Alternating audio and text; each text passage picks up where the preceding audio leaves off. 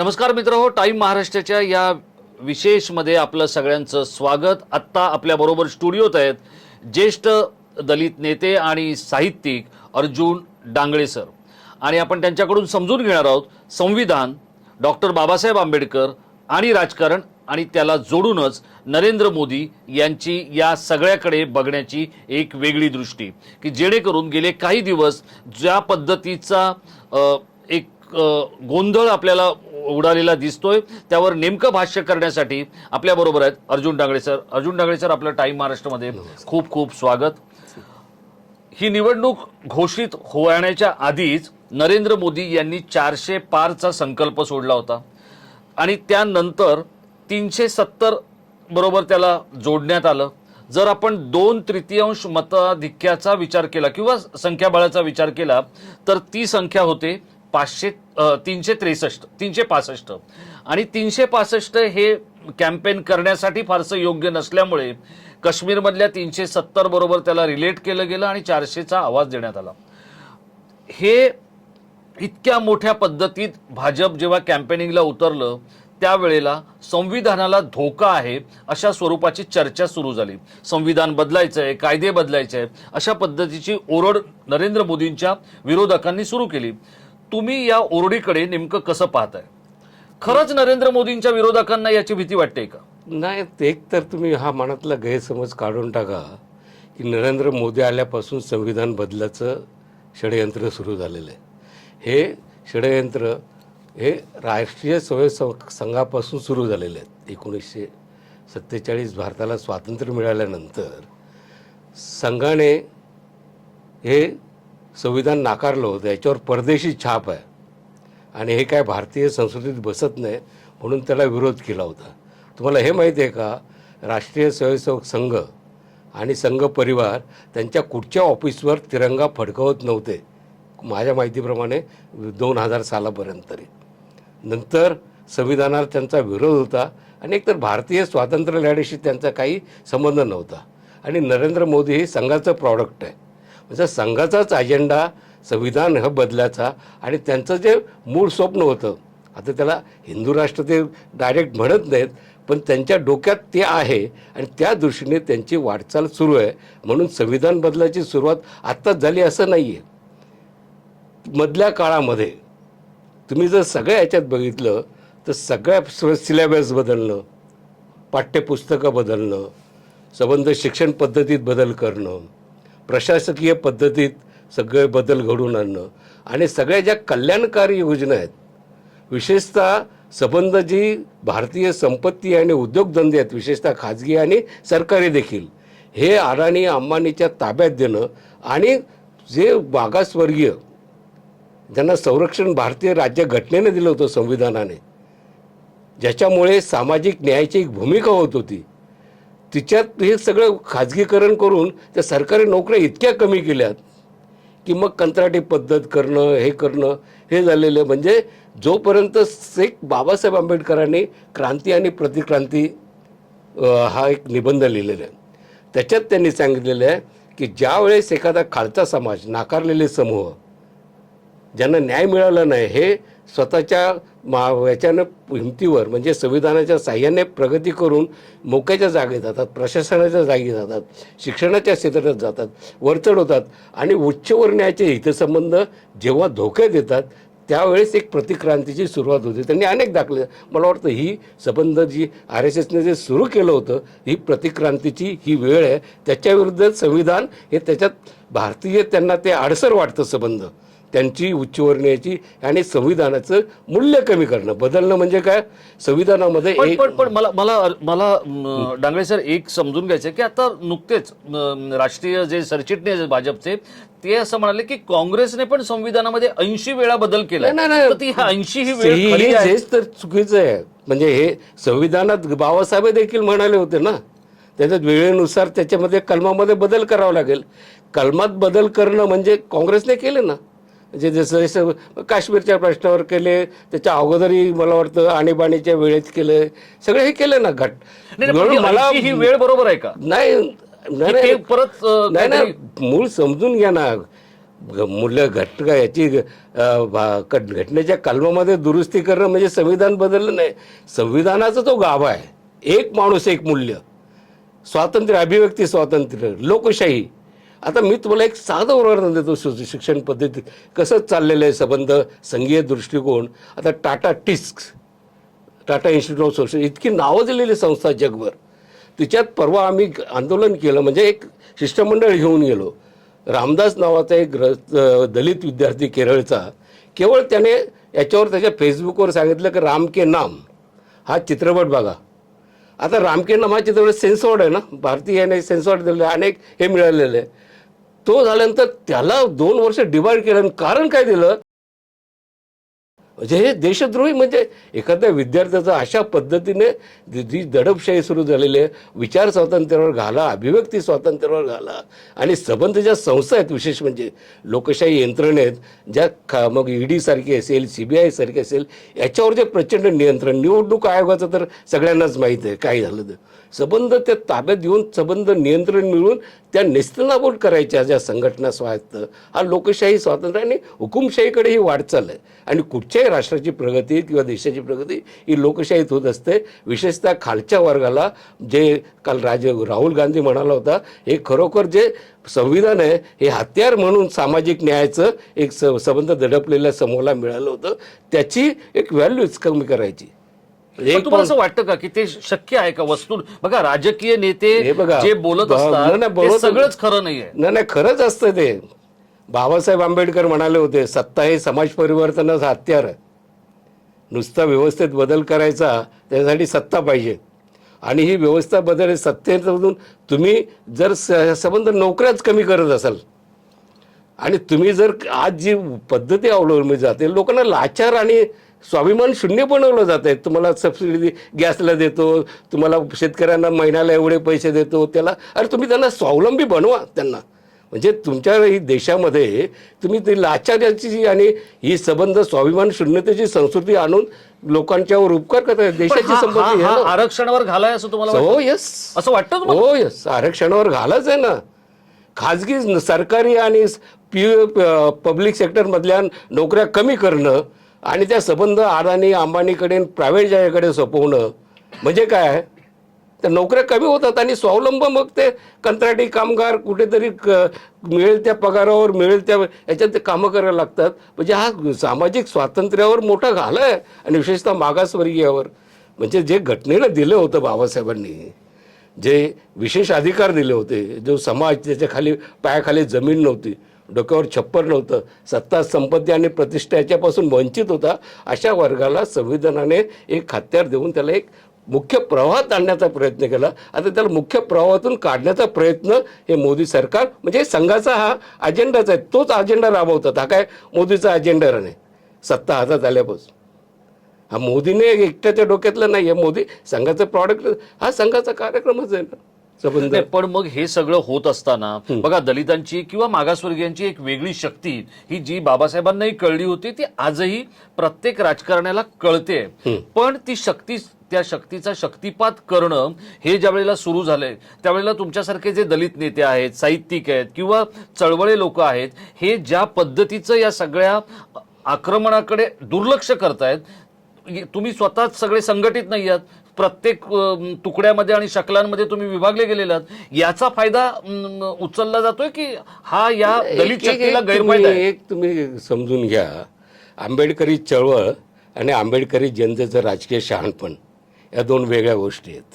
दोन वेगळ्या गोष्टी आहेत. हो, तुम्ही असं नका समजू का सगळे जे आंबेडकरी बाबासाहेबांना वगैरे मांडतात हे सगळे त्या नेत्याचे आदेश तंतोतंत पाळतात किंवा ज्यांच्या पाठीशी आहेत, असा हा डोक्यातला पहिल्यांदा गैरसमज काढून टाका.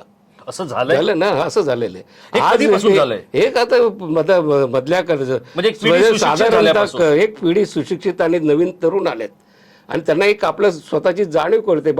हे स्वतःचं तत्वज्ञान घेऊन जे नवीन नेते आलेत, ते चळवळीत आलेत, ते बाबासाहेब आंबेडकरांचं तत्वज्ञान हे घेत नाहीत विचारात, किंवा बाबासाहेब आंबेडकरांचं ते स्वतःचं तत्वज्ञान निर्माण करतात स्वतःचे हितसंबंध सुरक्षित करण्यासाठी काय असतील ते, आणि मग ते लोकांवर बाबासाहेबांच्या नावाने लादायला बघतात.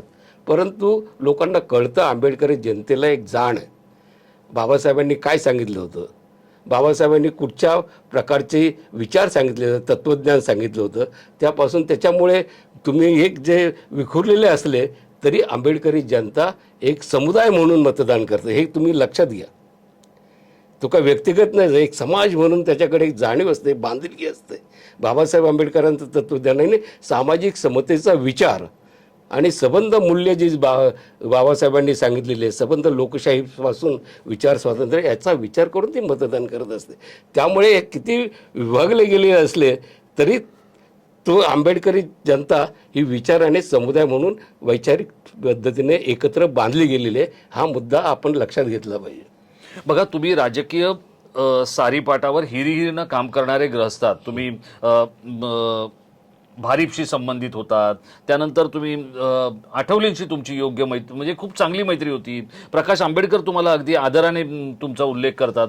मग असं ही ज्या वेळेला तुम्ही विखुरलेले नेते आणि त्यातून शक्तिपात झालेली दलितांची शक्ती, म्हणजे मी आपली राजकीय शक्ती म्हणतोय, तर या शक्तीकडे तुम्ही एक साहित्यिक म्हणून जेव्हा बघता तुम्हाला किती वेदना होतात? वेदना होतातच ना, कारण बाबासाहेब आंबेडकरांच्या विचारावर एकेकाळ असा होता की तुम्हाला बाबासाहेब आंबेडकरांचं आपल्याला एक विचार केला त्यावेळची, म्हणजे काही साधनं नव्हती, साधन सामुग्री नव्हती, परंतु त्यावेळेस जी शक्ती बाबासाहेब आंबेडकरांनी उभी केली की त्यावेळेस ब्रिटिश साम्राज्यवाद्यांना देखील विचार करावा लागायचा आणि भारतीय काँग्रेससारखे गांधीजी वगैरे नेते होते संबंध, त्यांना देखील विचार करायला लागायचा एखादी भूमिका घेतल्यानंतर की याच्यात बाबासाहेब आंबेडकरांची काय भूमिका असेल.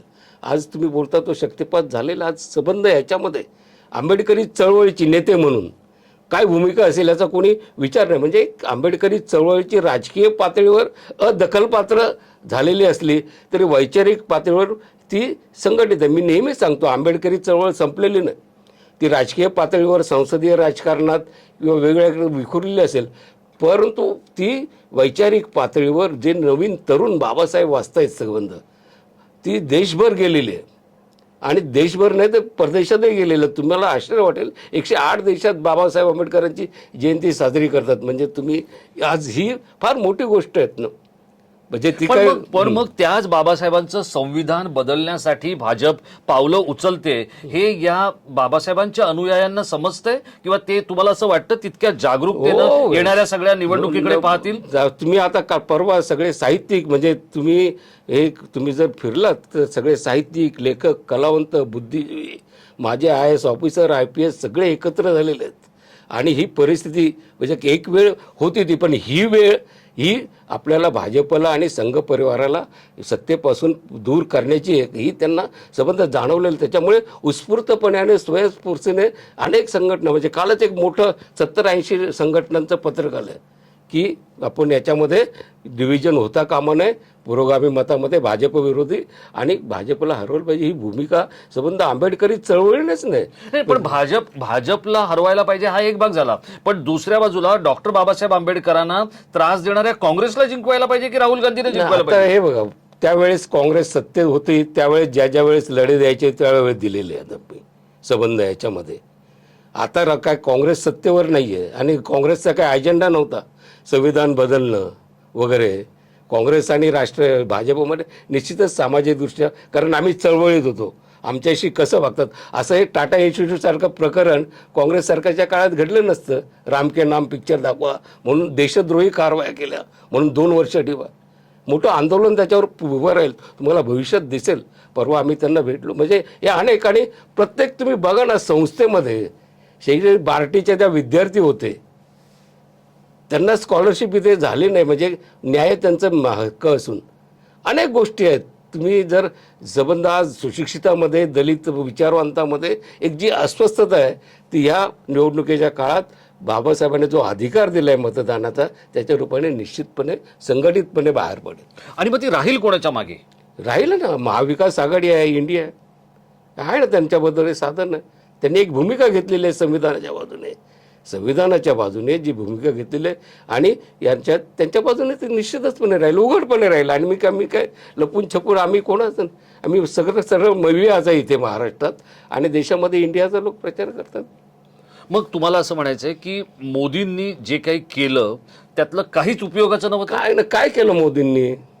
लोकांना लाचार बनवलं. लोकांना गॅसमध्ये सबसिडी देणं म्हणजे काय हे करणं, घरं देणं. किती लोकांना घरं दिली, कोटी. आम्ही विचारलं पहिल्यांदा, मी अनेक लोकांना, तुम्ही जे आकडे सांगता कुठे आणि कुठल्या ठिकाणी घरं बांधलेली आहेत, नेमकी कुठल्या ठिकाणी नळ पाणी, एक म्हणजे इतका म्हणजे विनोदाचा प्रकार आहे तो, की नळ पाणी दिलं, हे दिलं, शुद्ध पाणी दिलं, ही आडवते जाहिरात येते BJPची. आणि त्याच्यानंतर गावात टँकरने दुष्काळात टँकरने पाणी पुरवतात अशी बातमी येते TV वर. म्हणजे हा विनोदच नाही का? घर कुठले म्हणजे दाखवा ना. म्हणजे मला तर भाजप जे सगळं दाखवतात एवढ्या कोटी लोकांना कुठे दिलेत, फक्त आकडेवारी जाहीर करावी. ह्या गावात एवढी घरं बांधली, ह्या गावात एवढी शौचालय बांधली, ह्या गावात एवढं नळाचं शुद्ध पाणी दिलं, ही फक्त त्यांनी आकडेवारी जाहीर करावी. नुसते कोटी आणि हे आकडे त्यांनी जाहीर करू नयेत. नाही, पण हे सगळं होत असताना मग तुम्हाला असं म्हणायचंय की आजपर्यंत जे दलितांसाठी केलं, काँग्रेसने केलं किंवा आणखी कोणी केलं, असं आपण 2 मिनिटं धरून चालू, तर ते सगळं योग्य होतं आणि मोदींनी जे केलं ते चुकीचं असं नाही, म्हणायचं मी आपण? कुठे चुकीचं म्हणतो? तुम्ही एखाद्याला जगवता, पण त्याच्यातला स्वाभिमान, त्याच्यातली तत्वप्रणाली आणि त्याला नुसतं जगणं आणि स्वाभिमानाने राहणं हे आणि त्याचा विचार स्वातंत्र्य काढून घेता. म्हणजे वाघाला त्याची नखं काढून घ्यायची, त्याला हे करायचं आणि त्याला पिंजऱ्यात चांगलं दाना पाण्याने किंवा पक्ष्यांना पिंजऱ्यात ठेवायचं, दाणे पाणी घालायचे. ही नाही, ही माणसाला त्याच्या स्वाभाविक. लोकशाही म्हणजे काय? लोकशाहीचं जे सामाजिकीकरण बाबासाहेबांना अभिप्रेत होतं, सोशलायझेशन ऑफ डेमोक्रेसी.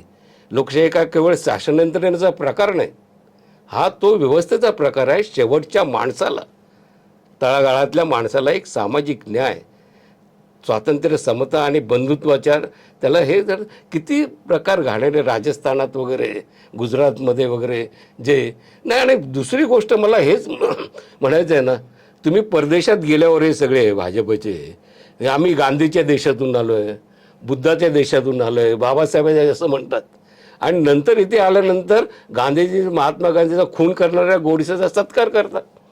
सगळ्यात वाईट गोष्ट म्हणजे तुम्ही ज्या बिल्किस बानो, महिलांचं म्हणजे मुस्लिमांचं म्हणून नाही, गरोदर बाईवर बलात्कार झाला होता, त्यांची सुटका करता आणि त्याची आल्यानंतर RSS संघ परिवार त्यांचा सत्कार करतं, त्यांना संस्कारी म्हणून. ही कुठच्या म्हणजे संविधानात किंवा सामाजिक न्यायाच्या किंवा माणुसकीच्या, मानवतावादाच्या दृष्टीने देखील हे तुम्हाला स्वतःला हे संविधान सुरक्षित राहणे, तुम्हाला असं वाटतं का की या संविधानात बदल करून आरक्षण संपवण्याचा प्रयत्न, असं तुम्ही हो म्हणताय, पण मग त्याच्या मागचा उद्देश काय असू शकतो? मी सांगितलं ना, ते हा जो परत ज्यांना जो अभिप्रेत आहे इथल्या संबंध RSSला, जे मी जर याचं बघितलं की आता जो सनातन धर्म म्हणतात त्याच्यामध्ये किती स्थान आहे? दलित, आदिवासी, अल्पसंख्याक, भटके विमुक्त, OBC. म्हणजे तुम्हाला परत इथली सत्ता इथल्या वर्णवर्चस्ववादी लोकांच्या हातात कशी राहील? म्हणजे याचा अर्थ म्हणजे त्यांच्याकडे संबंध धोरणं आणि ही राबवणं, ही संबंध, ही हत्यारं जी असतात कमजोर वर्गाला, म्हणजे शिक्षण, स्वावलंबन, ही लोकशाहीकडे आणि एकूण परिवर्तनाच्या दिशेने तीच हत्यारं काढून घेण्याचा एक संविधानाचे बदल. संविधान बदललं म्हणजे एकदम काय ते काय संविधान हे गेलं आणि दुसरं पाठ्यपुस्तक बदललं तसं बदलणार नाहीत. ती त्या दृष्टीने संविधान बदलाचा आम्ही हे होतं, ऱ्हास करणं, मूल्यांचा लस. आणि संविधानाचं मूळ मुद्दा आम्हाला आपल्याला भारतीयत्व दिलं आहे ना, तर संविधानाने भारतीयत्व आपल्याला दिलं आहे, आम्ही देशाचे लोक.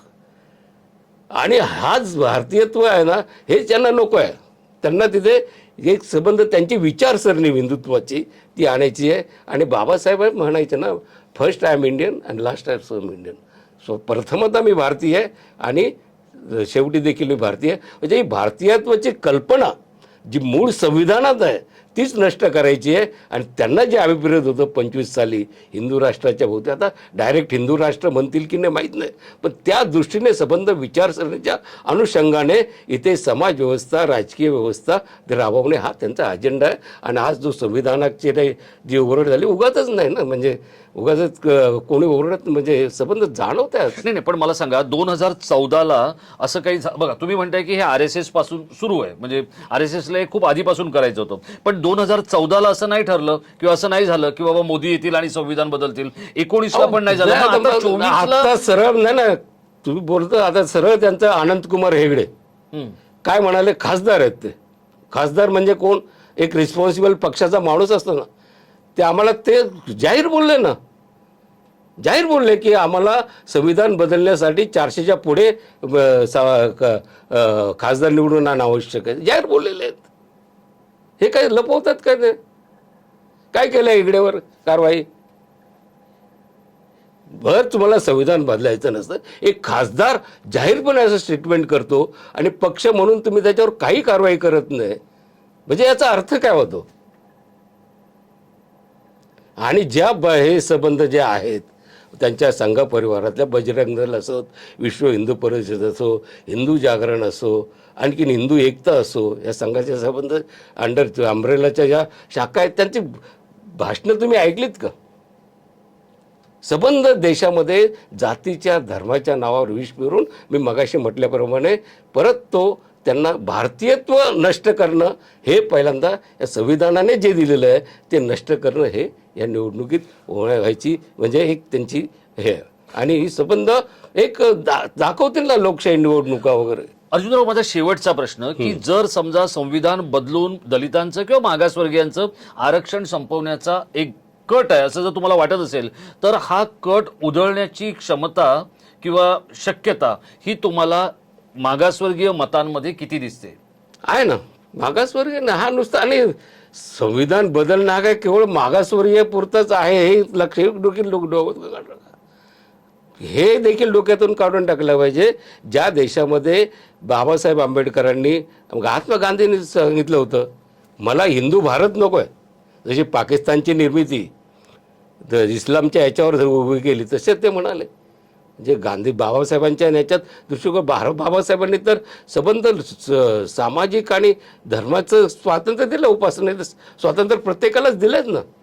म्हणजे काय आपण काय कोणाची धर्माचं स्वातंत्र्य, फक्त धर्म हा आपला देशाचा पाया म्हणजे राजकीयाचा पाया होऊ नये आणि राजकारण म्हणजे सरकारचं धोरण असू नये धर्म एखादा, हेच होतं.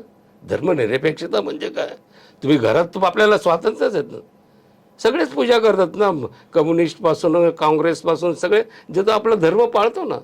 पण तुम्ही धर्माला राजकारणाचं हत्यार बनवून त्याच्यामार्फत विष पेरून संबंध भारतीयत्व नष्ट करता, हे केवळ दलितांचं किंवा मागासवर्गीयापुरतं हे नाही आहे, संबंध देशाला घातक आहे. आणि ज्यावेळी देशातली लोकशाही संपते, हुकुमशाही, देशामध्ये स्थैर्य नष्ट होतं, देशाचा विकास होत नाही. विज्ञान, कला, संस्कृती, साहित्य ह्या संबंध ह्या भागामध्ये आणि तंत्रज्ञान आता नवीन आहे याचा सगळ्यावर संकोच केला जातो आणि मग लोकांच्या मनामध्ये एक मानसिक भय निर्माण होऊन त्या देशाची प्रगती होत नाही.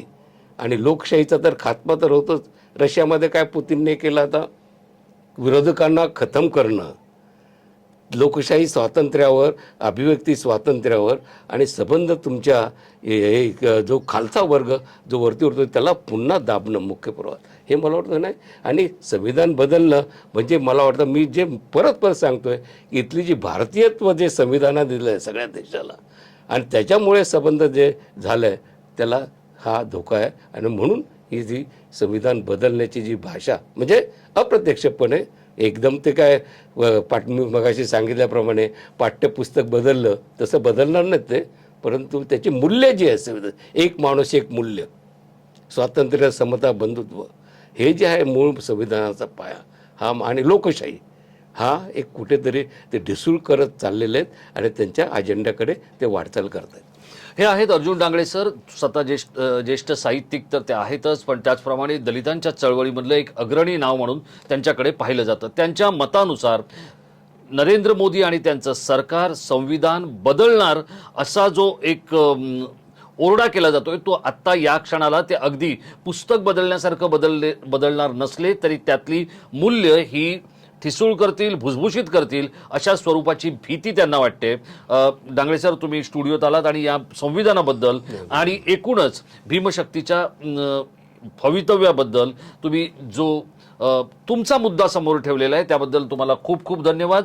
आणि अशाच पद्धतीचे काही महत्त्वाचे व्हिडिओज, काही महत्त्वाच्या मुलाखती आणि महाराष्ट्राचं आणि देशाचं राजकारण, समाजकारण अगदी थेट, अचूक आणि बिनधास्त पाहण्यासाठी आपण टाइम महाराष्ट्राला सबस्क्राईब करा. धन्यवाद.